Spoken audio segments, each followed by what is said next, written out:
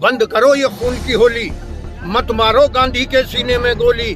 हिंदू का नहीं, मुस्लिम का नहीं, ये खून तो हिंदुस्तान का है। जब लहू टपकता गीता से तो बहता खून कुरान का है। हम राम राज्य चाहते हैं लेकिन रावण राज्य नहीं चाहते। जो बनारस की लड़की के साथ बलात्कार कर लिया गया और ये चुप देख रहे हैं बैठे। एक कानून ऐसा तो ला दो जो गरीबों के, किसानों के और मजदूरों के हक में बनाया हो। इस मुल्क को आगे बढ़ाने में, गरीबों का हक दिलाने में, बेबसों और बेकसों की आवाज को आगे बढ़ाने में ये मीडिया भी हमारा साथ दे। जो मीडिया उनकी गुलामी कर, कौन कह रहा है राहुल गांधी में आमना सामना करो ना, बैठ के डिबेट करा लो तो पता लग जाएगा किसकी क्या हैसियत है। राहुल गांधी से पढ़ा लिखा ज्यादा इंसान आदमी है। भारतीय जनता पार्टी के लोग, RSS के लोग, विश्व हिंदू परिषद के लोग, बजरंग दल के लोग शराब की एक बोतल में रात फांस कर रहे थे। इनसे पूछो किसने लड़ाई लड़ी? भारत की जंग आजादी पंडित जवाहरलाल नेहरू ने लड़ी, मौलाना अबुल कलाम आजाद ने लड़ी, सरदार भगत सिंह ने लड़ी, अशफाक उल्लाह ने लड़ी। फांसी पर चढ़ गए, फांसी पर चढ़ते वक्त कहा था सर पर ओसी की, अरे किसने नाम भी नहीं जानता। यही कह रही ये तो पैसे लेके माफी मांग के आए हैं ये लोग।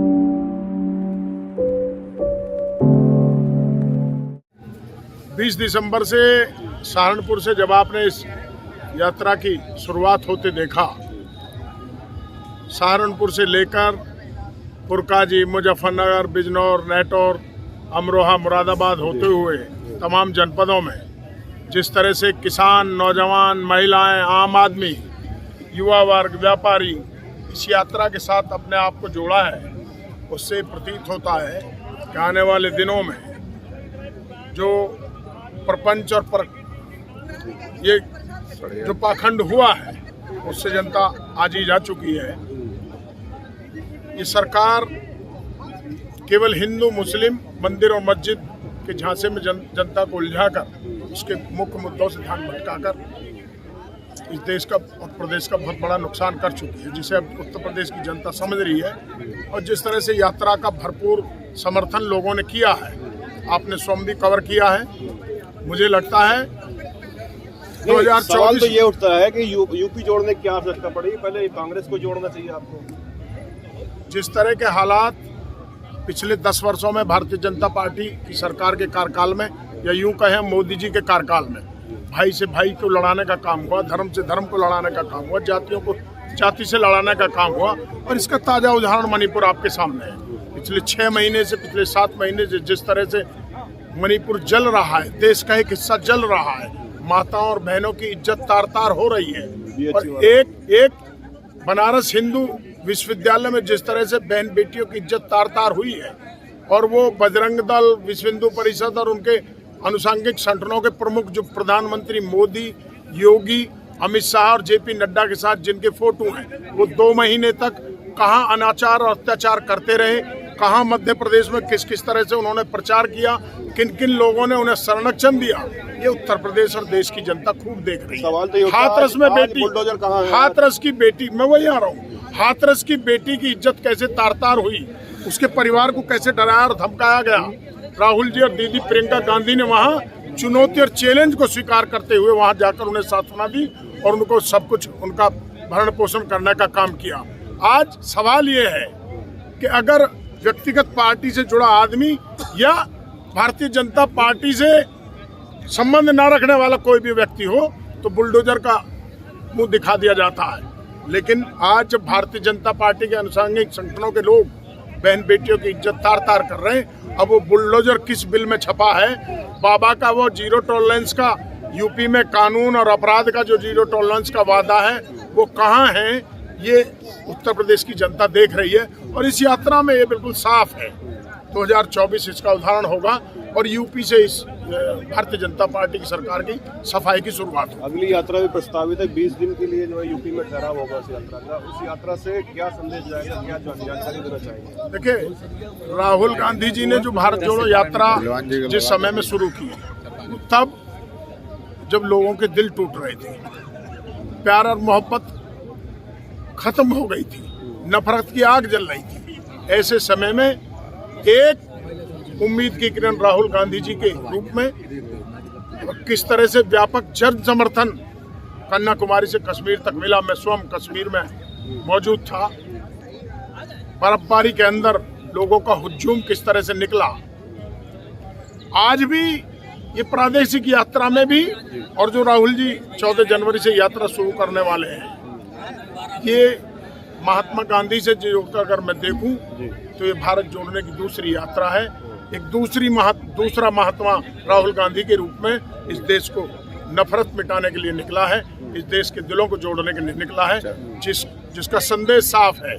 इस देश ने कभी नफरत को भाव नहीं दिया, ये देश मोहब्बत से जीता है, ये मोहब्बत से जीता रहा है, इसका हजारों साल का इतिहास है। यहाँ मोहब्बत ही काम करेगी, इसको मोहब्बत से ही जीता जा सकता है। आपसे सवाल लेना चाहूँगा, यूपी जोड़ो यात्रा में आप आए हैं, क्यों आवश्यकता पड़ी आपको यूपी जोड़ो यात्रा में आने की? इसलिए कि नफरत का माहौल जो भारतीय जनता पार्टी ने फैला रखा है उसे दूर करने के लिए, भाईचारा और गंगा जमनी तहजीब को कायम रखने के लिए ये यात्रा की गई है, और बेबस और बेकसों की लड़ाई को आगे बढ़ाने के लिए, उनका हक दिलाने के लिए ये यात्रा की गई है। बंद करो ये खून की होली, मत मारो गांधी के सीने में गोली, हिंदू का नहीं मुस्लिम का नहीं, ये खून तो हिंदुस्तान का है, जब लहू टपकता गीता से तो बहता खून कुरान का है। अगर राम राज्य की बात हो रही है, देश में राम राज्य, हम राम राज्य चाहते हैं, लेकिन रावण राज्य नहीं चाहते। जो बनारस की लड़की के साथ बलात्कार कर लिया गया और ये चुप देख रहे हैं बैठे बैठे, इसलिए कांग्रेस का एक कार्यकर्ता अपने लहू की कुर्बानी दे देगा और किसी के साथ बलात्कार नहीं होने देगा और अन्याय नहीं क्या होने देगा। क्या कहेंगे यूपी जोड़ो यात्रा में आप आए हैं? यूपी जोड़ो यात्रा जिससे सफल हो रही है, और आगे राहुल जी भी जो बनारस से इधर निकलेंगे उसका बहुत ही प्रभाव पड़ रहा है। भारतीय जनता पार्टी के लोग जो मुख्य मुद्दा है देश का, प्रदेश का, किसान, मजदूर, नौजवान, उस पर कोई बात नहीं करते। केवल धर्म की राजनीति के लिए हिंदू मुस्लिम, भारत पाकिस्तान, इस सब को लेकर के ही राहुल गांधी जी देश जोड़ने के लिए निकलते हैं। हम लोग अजय राय जी के नेतृत्व में उत्तर प्रदेश में यह यात्रा शुरू की गई है। जोड़ने की आवश्यकता इसलिए पड़ी कि यह देश सभी जाति धर्मों का है। भारतीय जनता पार्टी के लोग जाति के नाम पे, धर्म के नाम पे जो विद्वेष फैला रहे हैं, जनता के दिलों में जो भाईचारा आपस में अभी जाति धर्म का था उसको दूरियां बढ़ा रहे हैं, उसी को जोड़ने के लिए माननीय राहुल गांधी जी और उत्तर प्रदेश में अजय राय जी के नेतृत्व में जो यह यात्रा निकली है, उसका दूरगामी परिणाम देश को देखने को मिलेगा। अब विश्व गुरु बनने की बातें हो रही है, आपको क्या लगता है विश्व गुरु? विश्व गुरु तो बन जाएंगे। अभी ड्राइवरों का कानून बनाया था, अभी होटल बंद कराने का कानून है। एक कानून ऐसा तो ला दो जो गरीबों के, किसानों के और मजदूरों के हक में बनाया हो। मोदी जी सब काम कर तो रहे हैं गरीबों के लिए। हाँ, मोदी जी गरीबों को तो मारने का काम कर रहे हैं और वो मारने की तैयारी कर रहे हैं। इसलिए राहुल गांधी जी का जो ये दीप जला है गरीबों और बेबस और बेकसों की आवाज को उठाने के लिए, इसलिए मीडिया से भी हमारी गुजारिश है कि वो साथ दें इस मुल्क को आगे बढ़ाने में, गरीबों का हक दिलाने में, बेबसों और बेकसों की आवाज को आगे बढ़ाने में। ये मीडिया भी हमारा साथ दे। जो मीडिया उनकी गुलामी करता है उनसे कहो, मीडिया भी गुलाम हो गया और मीडिया भी गुलाम है उनका। मीडिया से लगता है आपको? इसलिए गुलाम लगता है कि जो माननीय राहुल गांधी जी कहते हैं उसको तोड़ मरोड़ कर पेश करते हैं। हमारी लड़ाई इस मुल्क में सत्ता परिवर्तन की लड़ाई नहीं बल्कि व्यवस्था परिवर्तन की लड़ाई है। काबिलियत नहीं है। कौन कह रहा है राहुल गांधी जी में? आमना सामना करो ना, बैठ के डिबेट करा लो तो पता लग जाएगा किसकी क्या हैसियत है। राहुल गांधी से पढ़ा लिखा ज्यादा इंसान आदमी है ही नहीं। यहाँ हमारे अजय राय जी हैं, उत्तर प्रदेश में, हिंदुस्तान में राहुल गांधी जी हैं। आ जाओ, जिसके जी में डिबेट करा लो, हम तो तैयार हैं। गरीब का बेटा मोदी है। गरीब का कहाँ है मोदी? वो तो आडवाणी का बेटा है। आडवाणी, इसका क्या नाम है, अडानी का बेटा है। वो लूट रहा है मुल्क, उसको लुटवा रहा है। गरीब कहाँ से आ गया? चाय का बताते हैं, चाय तो उन्होंने कभी जिंदगी में बनाई नहीं। झूठ बोलने का काम सारा भारतीय जनता पार्टी के उसमें है। अरे आप क्या जानो गरीब का दर्द, आपका बेटा हो ना। माननीय राहुल गांधी जी बाहर चाहे तो ले जाए हमसे रंगे हयात, बाहर चाहे तो ले जाए हमसे रंगे हयात। हमारा खून जिगर है हर एक चमन के लिए। यही कांग्रेस की नीति है और यही कांग्रेस करती चली आ रही है। भारत की जंग आजादी लड़ने वाला कोई और नहीं, यही कांग्रेस थी जिन्होंने भारत की जंग आजादी में लड़ाई लड़ी। और ये भारतीय जनता पार्टी के लोग, आरएसएस के लोग, विश्व हिंदू परिषद के लोग, बजरंग दल के लोग शराब की एक बोतल में राज फास कर रहे थे। इनसे पूछो किसने लड़ाई लड़ी?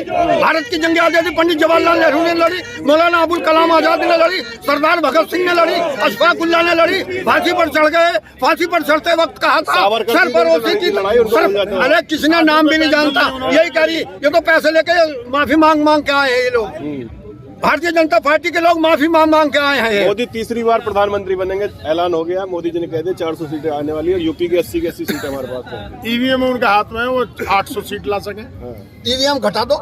नहीं, आप ईवीएम पे सवाल उठा रहे, ईवीएम पे क्या लगता है आपको? ईवीएम गड़बड़ है क्या? सवाल नहीं है।